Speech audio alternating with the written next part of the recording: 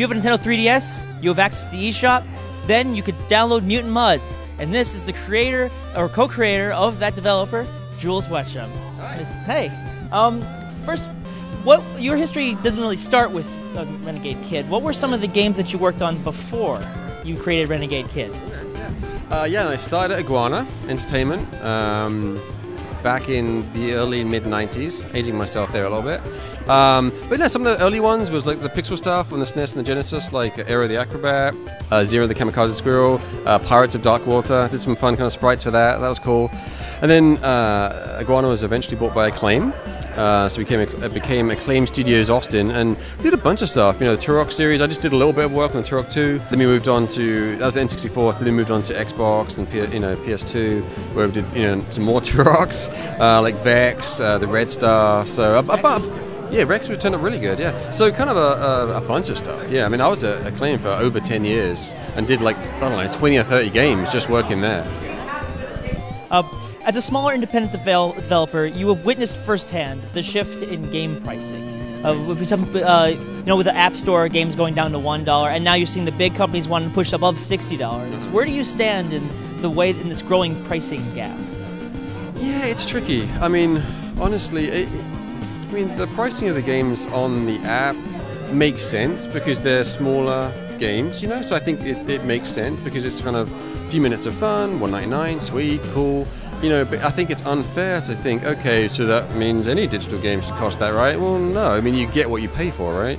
I mean, Mutant Mudds, for example, is $8.99 on the eShop. I think it's worth more than that, of course. But, I think that's a great price. I think that's like $8.99, that's great. I think that feels good. It's something that doesn't feel too expensive. And I think if you're into those types of games, I think you may think, oh, that's awesome, that's great, I'll totally buy it. It's wacky. I think it's... The tricky thing is the public see just, hey, game, this is how much it costs, and that's it. You don't dig any deeper to find out why is it priced that, and I think that's the problem. So it's a complete mess, and it's going to be a really hard thing to fix because, the public's opinion and perception of that isn't wrong. That's their perception. And there you go. So I think it's more of an educational thing on, why does that $1.99 or $99 or free, and why is this $10? What's going on? And I think it's just the publishers and the developers' responsibility to somehow educate people on why things are priced differently, and you really do get what you pay for. Yeah. Now, we know that Mutant Mudds had a difficult time initially coming out, but since then it's been a great success for you. Now, what was... great for that. And it's only been out for a few months. How was your experience with the Nintendo eShop, and would you like to continue doing stuff with the eShop in the future? Yeah. It was awesome. My experience doing the eShop stuff was amazing. Not only working with Nintendo so closely, because we were a developer and a publisher, which was really great to work with them. They're really awesome people. And I'm not just saying that to kind of get them on my side. They really were. They're just really happy people that work at Nintendo, which is very nice. But it was cool because we had that control of the development and the PR, how the game is made, but also how we present it to the world. And that was really key for us, and it was really exciting. So, in a nutshell, absolutely. I definitely would want to do it again. I think that's why there's so many independent developers out there that are doing this kind of stuff and having so much fun and success with it. It's not that publishers are a bad thing, that sometimes creative games need to be done by the creative people without other interference. Get it done, get it out there to the people, and there's nothing in between that, And sometimes, I love some of the publishers out there, and some of them not so much, So it's a balance, It'd be nice to be in a position where we get to choose to work with a publisher because we want to rather than we have to. And I think the eShop and things like that are allowing that to happen finally, which is great for us. So it was awesome, and then definitely I'd like to do it again. All right, Mutant Mudds shifted from a full 3D platformer to what we now see as a side-scrolling retro platformer. What really caused the changes to form that game? Right, it wasn't really... it wasn't as simple as, hey, we're doing the 3D game, and no, we're not going to stop that, now we're going to do a 2D version. It wasn't quite like that. We did the 3D one back on the DS a few years ago, and that didn't quite get anywhere, so we just, we shelved that. We moved on to making some other games, and really, at the beginning of last year, January 2011, we were developing a retro 2D platformer, ironically, for the XBLA. And it wasn't Mudds, it was something completely different. And it's just, and then obviously around that time the 3DS was announced. We're like, hey, wouldn't it be cool if we could do this on the 3DS, And right around that time also, I started messing around with doing a pixel version of Max. Right there. I was like, that turned out pretty cool. That'd be really neat, So I spoke to Matthew Gambrell, the programmer of the game, and asked him, hey, how much time would it take to move over the engine to the 3DS? And his answer was like a few weeks. Wow. That's because he has a huge brain and stuff. Which was incredible. So we're like, all right, let's go for it. So we're like full steam, let's go eShop with Mutant Mudds. It seemed like a natural fit. So then, I got out my Virtual Boy, I checked out Wario Land, and it really kind of just got into what can we do with the 3D, because that's obviously one of the best examples of 3D on a Nintendo platform. And obviously, if you played Mutant Mudds, you'll see the inspiration there. Yeah, so it was really a kind of a happy chance that it kind of worked out that way. Honestly, yeah. Now, you just said that Wario Land is a great inspiration in what caused what Mutant Mudds was now. What other games have had a big influence in your design ethics? All of the Nintendo's games, really. All of their main first-party games. I'm just a huge fan of Nintendo and the games they make. So I think for Mutant Mudds specifically, I think I saw the original Mario Brothers back in the day on the NES, but when I first saw Super Mario World on the SNES, I was like, wow. It just looks so unique and so amazing, not only visually, but the music, the gameplay, everything about it was just so incredible. So I think that's a big influence for sure. Again, for Mudds specifically, Gargoyle's Quest, the play mechanic of that, was definitely something I loved, and I thought, hey, that works well. It'd be kind of nice to do something like that. And I guess that kind of plays into some of the gameplay of Mario Sunshine, of course, with the hover and so on. But generally speaking, my inspiration for all of the games are games. And some people their inspiration is life. Or motion or whatever, just movies or art, and that's great. That's awesome. I mean, Miyamoto. His inspiration is life, and that's awesome. Pikmin wouldn't have happened if that wasn't his muse. But for me, games are my inspiration. That's what I like to play. So that's kind of where I draw a lot of my thoughts, and a lot of times I like to recreate something that I played in my way, kind of thing. So when you look at the games that we've made, like Dementium, Silent Hill, Resident Evil, Doom 3, Moon, Metroid, ATV Wild Ride, Pure on the 360. There's always kind of a main game which is the root of the inspiration of, that was so cool. Number one, is that on the DS or 3DS? And number two, what could we do with that, and how would we change that, and how would we what did we wish that game was like, kind of thing. So, yeah. So anyway, that's my inspirations. Yeah. Now, your newest retail title, which hasn't come out just yet, is Planet Crashers. Right. That game has been very elusive to me. What can you tell me about the title? It's very quirky, very strange. It's a dungeon crawler, basically.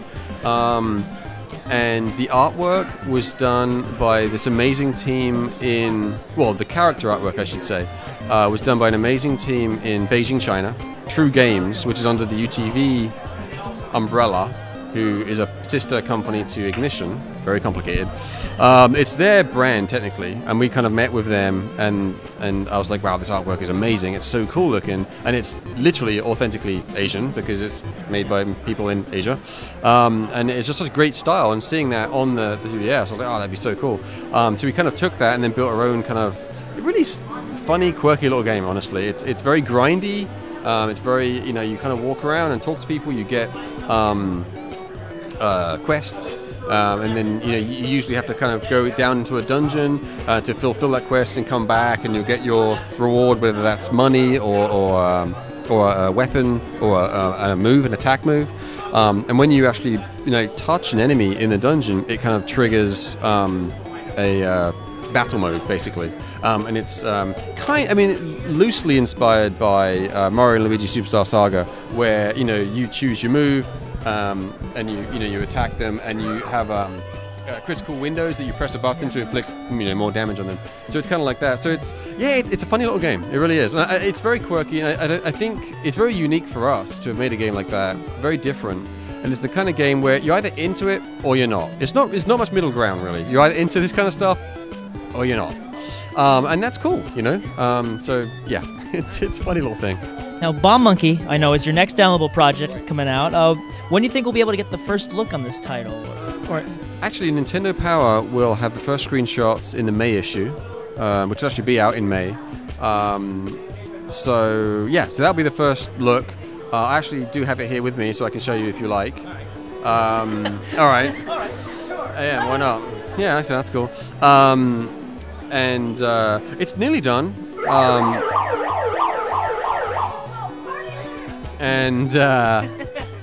Exciting. You're saying we're going to show it to us. Yeah, but no, it's nearly done, and we should be wrapping it up in the next kind of month or two, I guess. But yeah, like I said, Nintendo Power May issue will be the first screenshot, and then I'll probably send out some more around that time, just on the internet and so on. So yeah. And only a few weeks ago, your company had announced a collaboration with a game pitch contest called Pitch Win Play. What can you tell me about your involvement in this project? John Kaiser is a good friend of mine, and he is the founder of GameScribe. And he called me up one day, it was a while ago now, actually last year, and had this idea for the competition. I just thought it was awesome. I thought it was a brilliant idea. So the basic concept is, if anyone doesn't know, is we have a game design template document. You fill it in with your idea. It has to be a 2D platform game. We're going to use the Mutant Mudds engine. It'll be an eShop game. You send us your idea on that template. There are different milestones based on when you submit it and how much you pay for the submission. Yeah, so the idea is, people submit it, we'll make it. It's called Pitch, Win, Play. That's exactly what happens. Right, and in closing, what quick words of wisdom do you have for any smaller developer who wants to make games right now? What do you say? I guess the artsy-fartsy, fancy, oh my kind of answer would be, follow your dream, follow your heart, do what you want to do. And that is true, and that's exactly what I did with Mutant Mudds. But that doesn't always work out. The key is who you make it for. If you're making it for yourself, don't expect anyone to buy it. And I don't mean that in a rude way, but if you're literally making it for yourself, then you're the audience. You may not be making a game that other people will buy. So if you actually want lots of people to buy it and play it, you have to consider that market. You have to know if that market exists and what do they want.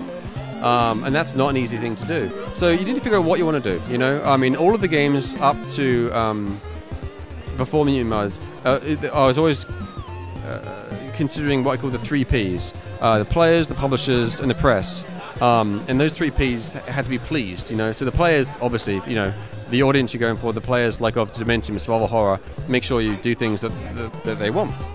The press, make a good game, basically. The press wants good games. Just make a good game, and the press should be happy about that. And then the publisher, that's the tricky one. The publisher's where it gets a bit grey, because their job is to make money, not necessarily to release good games. So you need to find out kind of how they tick and what their agenda is, and who you want to kind of work with. A lot of times, they have to go and meet someone at Walmart or Target or Best Buy or whatever and convince them to buy your game, to put it on the shelf.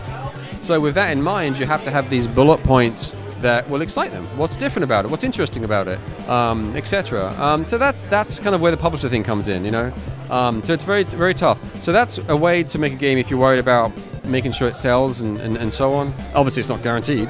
But if you don't care, you're trying to make something you want, like I did with Mutant Mudds, go for it. And don't let anyone, get in your way. But the key is stick to your guns,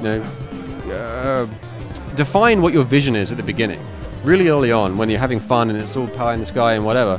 Because there's different modes throughout the development. In the beginning is the fun part where it's creative, there are no boundaries, do what the hell you want, this is awesome. Really get the maximum out of that phase. Because the next phase is reality and it's more logical. What can we do? Why would we do this? Can we afford to do this, etc.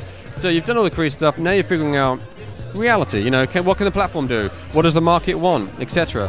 How much time do I have? How much money don't I have? And all that kind of stuff. So, but get it defined early on, and then just stick to it, because you're going to have people talking to you about it and giving their opinions on it, and that's great. But don't let them sway you, because if you want to do this and they have an idea, number one, it may just not be good and may be inappropriate for your game, and you just need to be bold enough to say, that's great, but it's not going to work for my game, or that's a bad idea. Or it may be a great idea, but it'll mess your game up. Let's say Mutant Mudds, for example, and someone said, "Oh, you should totally put AR card stuff in there so you can do this, augmented reality." That's great. It's not a bad idea, but no, that would not be great for Mutant Mudds because it would really derail our focus of development. We want to make a nice platform game. AR is not the focal point of the game, so that's a really bold exaggeration. But that's the point: is just stick to your guns, do what you want to do. If you want to do something that's just truly from your heart and not concerning yourself with other outside forces. Great words to live by. Nice talking to you. Yeah, and you can all try out Mutant Mudds. Well, you can, but you will. And you will buy it, and you will enjoy it. eShop, $9. And keep an eye out for Bomb Monkey and any other game made by Renegade Kid.